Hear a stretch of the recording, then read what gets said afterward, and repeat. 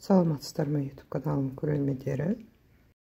Бүгін сіздермен етті көкөніспен қосып фольгада дайындайтын боламыз.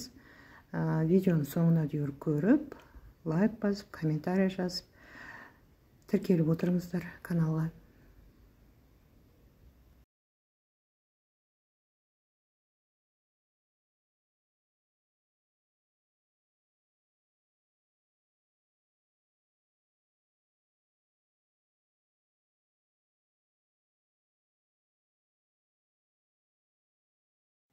Сонымен бізге керегі ет, картоп, болгар бұрышы, сарымсақ, сәбіз, пияз керек, және май керек, паприка, соя, қара бұрыш, қызыл бұрыш, тұз керек болады. Бірінші біз етімізді маринадтап аламыз. Фольгада керек болады. Менің етім кішкене қаттылау болғандықтан, оны бір 40 минутқа мариновать етіп қойдым. Егер жас ет болатын болса, мариновать етудің керегі жоқ. Тұздап, бұрыштап, соя, май құйып 40 минутқа мариновать етіп қойдым.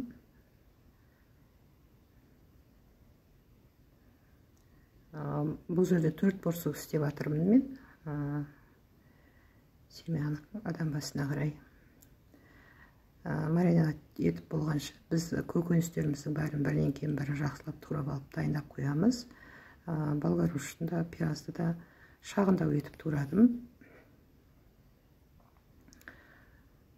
Картошканы да шағын айдалау етіп турадым, қатты ірі қылып турамадым.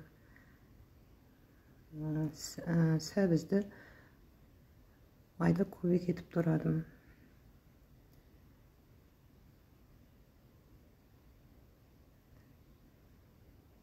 Осылардың бәрін жақсылап турап алып, бір ыдысқа салып, кішкене тұз несін бұрышын сеуіп қоятын боламыз.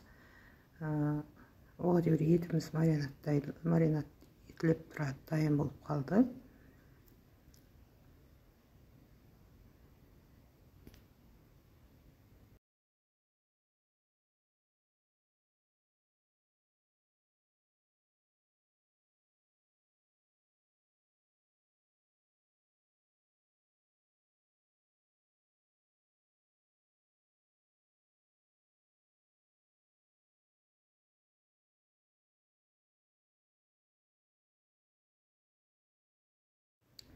Бұл жерде фольганы беттестірдім, 2 қабат етіп,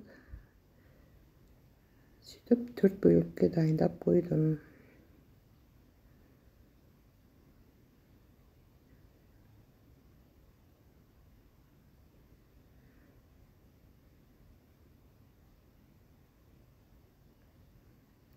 Енді осыны үстіне көкөністерді салып,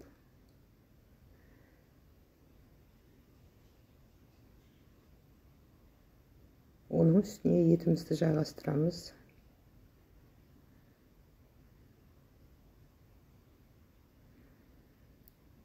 Помидорымызды салдық.